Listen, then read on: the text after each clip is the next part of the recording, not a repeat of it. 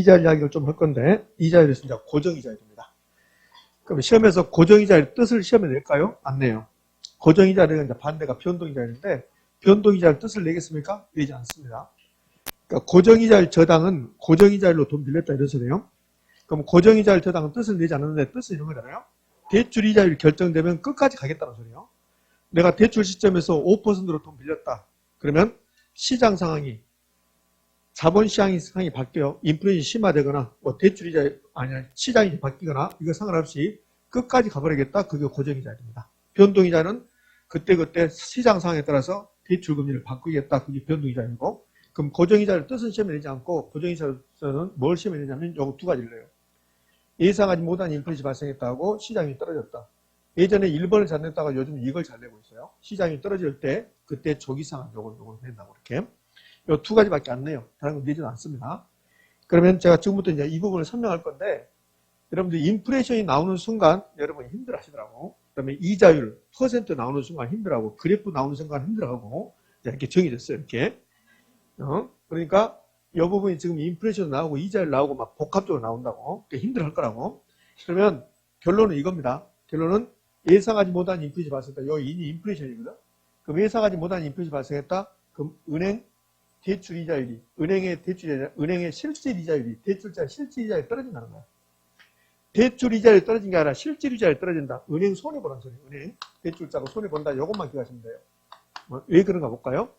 지금부터 제가 숫자를 몇 개 쓸 건데 그것은 시험에 안 나오니까 전혀 신경 쓰지 말라고. 요걸 지금 왜 그렇게 된가 이걸 증명하기 위해서 쓰는 거니까 스트레스 받을 필요 없고 아예 쓰지도 마. 써가지고 집에 가도 무슨 말인지 모르니까. 쓸 필요 없이 그냥 요것만 하시면 돼. 요것만 왜 그렇게 된가를 나중에 알게 된다고. 제가 신한은행 가서 대출 받았어요. 제가 대출 받았는데 대출 금리가 몇 %였냐면 요 대출 이자율이 5%였어요. 그러니까 고정금리야, 고정금리. 여기 이제 고정금리고 그러니까 5%로 결정됐으니까 끝까지 가는 거야, 5%로. 그러니까 아무리 자본시장이 바뀌어도 그냥 나는 5%로 끝까지 가는 거야. 이 고정금리. 그럼 이 5%에 예상되는 인플레이션이 반영됐을까 안 됐을까? 반영됐다고. 은행은 예상되는 인플레이션을 대출금리에 반영한단 말이에요. 그러면 인플레이션이 반영된 금리를 무슨 금리라고 그래요? 명목금리라고 그래요. 명목금리. 여기 이제 명목금리로서 5%. 여기까지 시험에 나올 거 하나도 없어요. 그러면 은행한테 물어봤어. 왜 5%입니까? 그러니까 은행이 우리는 당신에게 돈 빌려주면서 실질적으로 3%를 받아야 됩니다. 우리는 3% 받아야 됩니다. 이게 실질금리예요. 그럼 제가 물어보죠. 아니 3% 받으면 된다면서 왜 5%를 받아요? 그러니까는 예상되는 인플레이션이 2%라는 거야. 인플레이션이. 그럼 여기 예상되는 인플레이션이 2%니까 요 예상되는 인플레이션을 2% 반영해서 5%로 결정했습니다. 이렇게 한다고. 아, 그렇구나. 이제 됐다고, 이렇게. 자, 그런데, 대출 5% 받았어요. 자, 1년이 경과가 있습니다. 1년 후. 1년 후에 실제로 인플레이션이 이제 발생할 거라고. 근데 이제 1번. 실제 인플레이션이 발생했는데, 요 실제 인플레이션이 2%가 발생하다. 2%가. 2%가. 그러면 은행이 예상했던 인플레이션도 몇 %요? 2%잖아. 2%. 은행이 예상을 너무너무 잘한 거야. 그러면 실제 인플레이션하고 예상 인플레이션이 똑같아.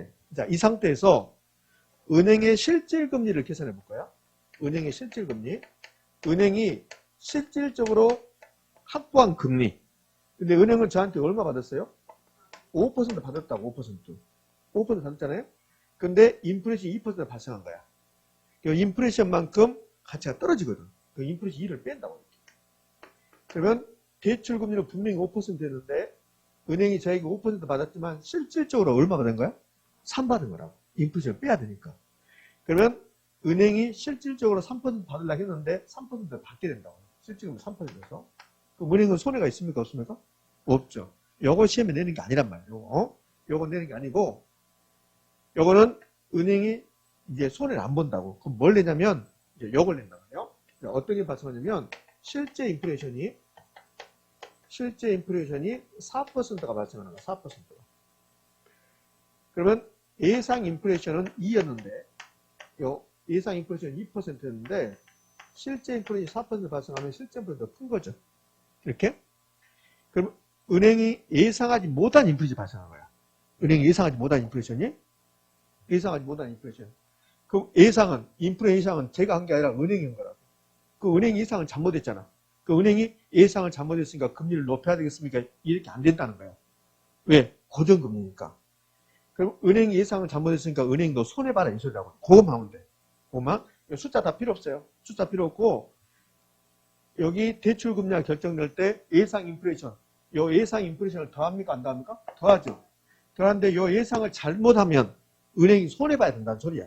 그거 하나만 기억하면 돼. 당연히 그렇죠. 은행 예상이 잘못했으니까 은행이 손해봐야 되지. 근데 이걸 틀린다고. 이해가 됩니까? 안 됩니까? 이해가 안 돼. 그거 틀린다고. 왜? 다른 일 하니까 그렇다고. 수업 시간에. 아니 어떻게 틀리냐고. 이걸 틀릴 수가 없지. 요거 틀린 거 기적이지. 아니 봐봐. 어떻게 틀릴 수가 있냐고. 틀린다니까요. 다 맞출 것 같죠. 천만의 말씀. 틀린다니까요. 그 이해가 되냐고. 도저히 이해가 안 되지. 세상은 이해 안 되는 일이 많아. 그럼 이제 이 경우에 은행이 실질적으로 받은 금리를 보자. 실질금리. 실질금리 봅시다. 저에게 5% 받았어요. 그런데 인플레이션 4가 발생한 거야. 4를 빼야지. 그럼 은행이 실질적으로 받은 것은 1%밖에 안 돼. 그럼 은행의 실질금리가 뭐야? 떨어지는 거야. 그럼 은행이 손해보는 거지. 요거 냈다고. 요즘 잘 안 내. 예전에 잘 냈고. 요거 지금 만들어 볼게요. 고정이자를 저당해서 예상하지 못한 인플레이션이 발생했다. 예상 인플레이션보다 실제 인플레이션이 높다. 그 은행이 예상을 잘못했잖아. 그 은행이 예상을 잘못했고 차입자에게 손해보면 안 되죠. 그러면 대출자가 손해봐야지. 대출자의 실질이자에 떨어진다. 대출자가 손해본다. 요거 하나. 자, 요즘 요거 잘래요. 요거 내가 봅시다. 저의 대출금리가 5%예요. 신한은행에서 5%로 10억을 빌렸어요. 근데 시장에 지금 자본시장에서는 형성된 이자율이 여기 시장 이자율인데 요 대출 이자는 제가 대출받은 금리고 요 시장 이자는 지금 자본시장에 형성된 이자율이야. 근데 돈이 엄청나게 시장에 풀리니까 이자율이 떨어져. 그 이자율이 떨어져서 시장이 떨어져서 시장이 3%밖에 안 돼요. 이 말은 내가 지금 신한은행에서 돈을 빌려 쓰고 있는데 국민은행 가면 3% 돈을 빌릴 수 있다는 거야. 그럼 차입자 입장에서는 계속 신한은행에다가 5%를 내야 되겠습니까? 갚아야 될까? 갚아야지. 국민은행 빌려서. 그럼 갚는데 만기가 10년이었어요. 10년은 제가 신한은행 가서 10억을 10년 동안 빌렸다. 신한은행과 약속한 거라고. 내가 10년 동안 당신한테 10억 빌려가고 매월 원금 일부하고 이자를 갚겠습니다. 이렇게 약속한 거라고. 근데 이제 차입자가 약속을 어기는 거야, 이제. 약속 어기고 10년간 갚은 게 아니라 5년이 지난 시점에서 다 갚아버리겠다. 이게 조기상환. 조기상환은 미리 갚겠다는 소리야. 조기상환 다른 말로 중도상환이야. 다른 말로 만기 전 변제 그런다고. 만기 전 변제 세 가지가 똑같은 말이야. 조기상환, 중도상환, 만기 전 변제 다 똑같은 말. 이렇게 되면 차입자가 약속을 어긴 거라고. 만기 전 변제. 만기 전 변제. 자, 그럼 여러분이 차입자라면 나는 신한은행에서 5% 빌려 쓰고 있는데 국민은행 가면 3% 빌려 쓸 수 있다. 즉 시장이 떨어져서 그럼 차입자는 조기상환하는 게 유리하겠죠. 이런 경우는 차입자에게는 조기상환 유인이 발생했다고 그래. 발생했단 말 알 것이고 유는 있을 유, 인자는 원인 인자. 조기상환해야 될 원인이 생겼다는 소리야. 그럼 차입자가 조기상환 하겠죠. 그러면 대출자 입장에서는 조기상환 위험을 부담한다고 그래. 그럼 차입자가 조기상환하는 게 유리하다. 요거만 하는 거야. 고정이자율이었습니다. 시장이 떨어졌다. 그럼 뭐요? 조기상환. 고정이자율인데 시장이 떨어졌다. 그럼 뭐요? 조기상환. 이렇게. 그럼 반대로 어느 경우에 조기상환입니까? 이렇게 나온다고. 어느 경우에 조기상환입니까? 시장이자율이 떨어질 때. 시장이 떨어질 때. 요즘은 계속 이것 낸다고. 고정이자율 나왔습니다. 조기상환. 고정이자율 조기상환. 그럼 시장이 뭐 할 때? 떨어질 때. 이렇게. 근데 시장이 상승할 때 조기상환 나온다고. 시장이자율이 상승할 때 조기상환. 그럼 뭐 X? X. X. 시장이자율이 떨어질 때 조기상환. 그러면 시장이자율이 떨어질 때 조기상환하면 차입자는 조기상환이 유리한데 대출자 입장에서는 차입자가 약속을 어긴 거라고. 10년 동안 돈 빌려줄 테니까 그러면 매월 원금하고 이자 갚아라. 이렇게 약속해놓고 철석같이 돈 빌릴 때는 차입자가 빌려주세요. 빌려주는 거 아니야. 약속해놓고 차입자가 약속 어긴다고. 그러니까 이제 대출자는 당신이 약속 어겼으니까 거기에 대해서 벌칙을 부과합니다. 그래서 중도상환 수수료를 부과하는 거야. 중도상환. 대출 받으러 가면 그러면 뭐 10년 빌렸다 그러면 5년 안에 갚으면 중도상환 수수료 몇 프로 냅니다. 이렇게 한다고. 중도상환 수수료. 여기까지는 크게 문제되지 않고 잘 나오지 않고 무조건 시장이 이제 떨어졌다. 그러면 뭐가 나온다? 저기상환. 요 두 가지만 하시면 돼. 요 밑에는 하지 말고. 자, 그럼 지금까지 했던 거 주제 말했지만 결국은 요거 두 가지밖에 안 했어요. 고정이자율인데 예상하지 못한 인풋이 발생했다. 그럼 은행도 손해봐라.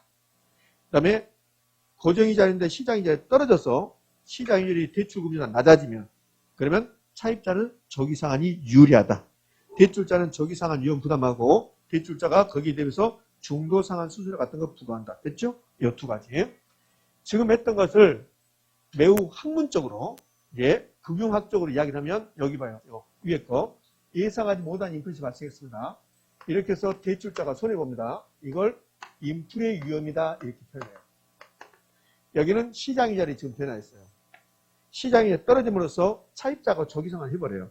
그럼 대출자가 위험을 부담하거든. 이걸 이자율 변동 위험이다 또는 이자율 위험이다 이렇게 불러요. 그럼 여기서 이제 지문 만들어 볼게요. 지문.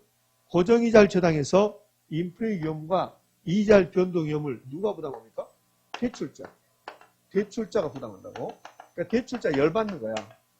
돈은 자기 돈 빌려주고 나서 인플레 위험과 이자율 변동을 대출자가 부담하니까 그럼 대출자가 생각하는 거라고.